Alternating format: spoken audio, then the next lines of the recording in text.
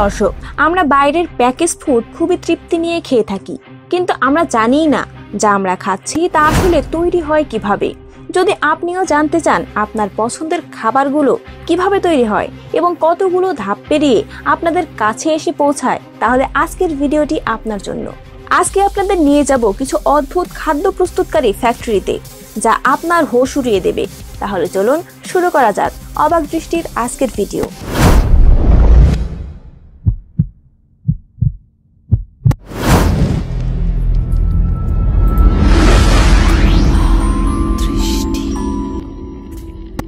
Number 1, dairy milk chocolate. যখন চকলেটের কথা আসে তখন ডেইরি মিল্কের কথা বাদ দেওয়া সম্ভব নয়। এই চকলেট উৎপাদন প্রক্রিয়াও অনেক ইন্টারেস্টিং। চলুন জেনে নেই সবার পছন্দের এই চকলেট আসলে তৈরি হয় কিভাবে। এর শুরুটা হয় কোকো বিনকে শুকিয়ে তার পাউডার বানানো থেকে। এই পাউডারকে চিনি এবং মাখনের সাথে মিশিয়ে তৈরি করে নেওয়া হয় পেস্ট। চকলেটের আকার দেওয়ার পর তাকে ট্রেতে সাজানো হয়।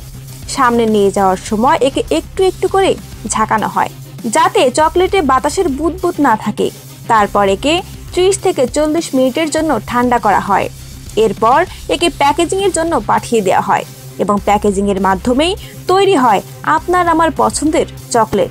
Number 2, ketchup. যে কোনো খাবারের স্বাদ বাড়াতে সসের ভূমিকা অতুলনীয়। আমরা প্রতিনিয়ত যে কেচাপ ব্যবহার করে থাকি তার উৎপাদন প্রক্রিয়া সাধারণত শুরু হয় টমেটো সংগ্রহ থেকে। তারপর সংগ্রহকৃত টমেটোকে পানি দিয়ে ভালো করে পরিষ্কার করে ধোয়া হয়। যখন এটি পরিষ্কার হয়ে যায় তখন লাল টমেটোগুলোকে আলাদা করে নেওয়া হয়। তারপর স্টিমারে পাঠিয়ে উপরের ছাল তুলে ফেলা হয়।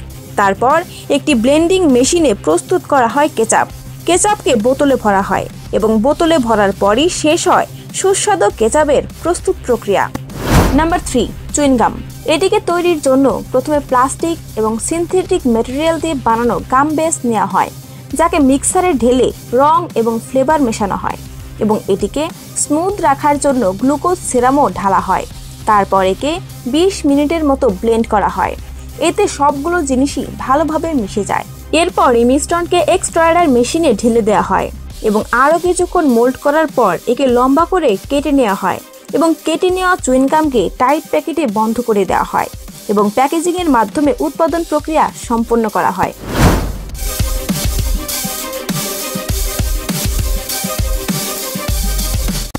Number 4, noodles.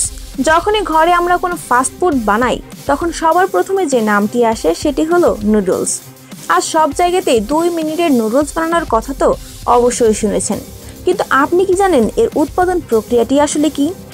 এর শুরু করা হয় গম সংগ্রহের মাধ্যমে।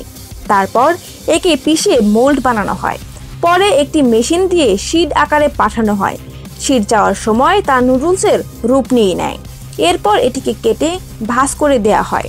একটি মেশিন একে প্রায় 80% রান্না করে দেয়। এখনও তৈরি হয়নি নুডলস। এখন শুধুমাত্র মশলার দরকার, যা অনেক মশলা গুঁড়ো করে তৈরি করা হয়।